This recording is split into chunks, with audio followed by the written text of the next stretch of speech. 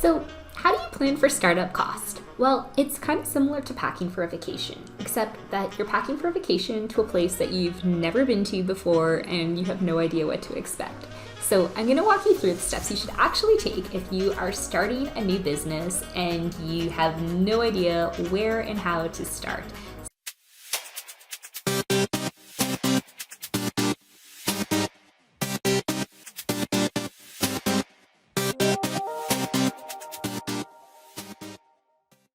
All right, so if you are going on a vacation, you would need to go get a suitcase and put some clothing in and start packing. But if you didn't really know where you're going, to Hawaii or to Alaska, you're gonna pack really, really differently. So if you're starting a startup business, you are actually going to have a bit of a challenging time because most likely it's a business that you've never run before, or if anything, you've had a couple small startups, but maybe not quite the same. So you're probably starting from scratch, and that makes it really tricky to figure out, how do I detail all of these startup costs when I'm doing something I've never done before? So how you're going to start is step one, to go get yourself either an Excel spreadsheet or a piece of paper will actually do the exact same trick. And what you're going to do, step one, is just to make a laundry list of all the things that you know that you're going to have to buy, purchase, acquire, partner with, right? So whether that is going to be a website, an app you're going to need to build, some development cost, a software developer, it's going to be some office expenses. Some of you might need vehicles. Some of you might need, some marketing collateral to get things lined up. So you're just going to basically make a list of all the things that you know that you're going to need to incur. Okay, this is going to be you're kind of thinking of a piece of paper. This is going to be on the side here. It's just a list.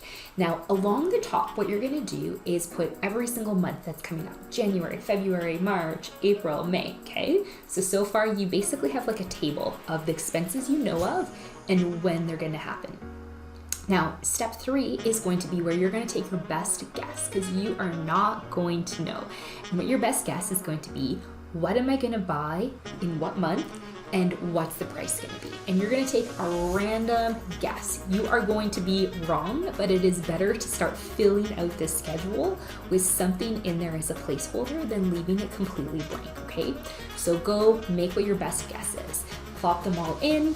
And then what you're going to do is similar to what you were doing if you were taking a vacation anywhere. What would you do if you were going to Hawaii? Well, you would reach out to your neighbors, your friends. You would say, hey, tell me about your trip to Honolulu. What should I be packing? You're ultimately going to be asking the exact same question. You're going to say, hey, I think I'm going to have to incur these different expenses, but what am I missing? Like, what else should I be including in here? What else should I layer in? And you're also going to show them like some of the estimates. And you're going to say like, where am I close? Where am I off? Just get another opinion. It's the same idea. Again, like you're going on a trip and someone will say, how much cash should I bring for like daily spending? Well, it depends. It depends on what you're going to spend, but it's helpful to kind of get a variety of perspectives from different people so that you can start to plot and figure out what it is that you're going to ultimately end up incurring.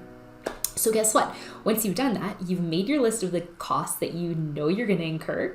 You've figured out when you're going to incur them. You've made a rough guess. You've gone and sought help from some mentors or people in your community to flesh out those costs a little bit further and to flesh out your estimates. And then all you're going to do is tally it all up and figure out what those things are going to cost. Now, in all likelihood, when you're starting up a business, you probably don't have a revenue stream coming in. So your first question might be to panic and to say, oh my gosh, now I have to go get funding or go get someone to provide me all of these different costs. And you can go down that path, but you probably want to start figuring out ways to get really creative initially, because any lender, whether it's debt financing or equity financing, they're going to want to be looking for some evidence of traction, of some sort of traction. So to the extent that you can self-fund some of these things or get really gritty and resourceful and find ways to make some of this happen, to be able to demonstrate a track record of success, the easier it would be for you to ultimately be able to go and get financing from someone else, because that person is going to look and they're going to say, well, show me what you've done so far. Show me where you're at already. So I think after you put together your list of your startup costs is to pause and deliberately ask yourself, how can I get more resourceful with this? Who do I know that I could do a swap with to kind of trade some different services?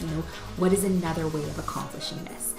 But regardless of where you end up landing, enjoy the excitement. Enjoy the startup phase. This is really a lot of fun. It's where you get to dream. So go dream big, start putting your dreams together on paper and start executing and ultimately make it happen. You got this.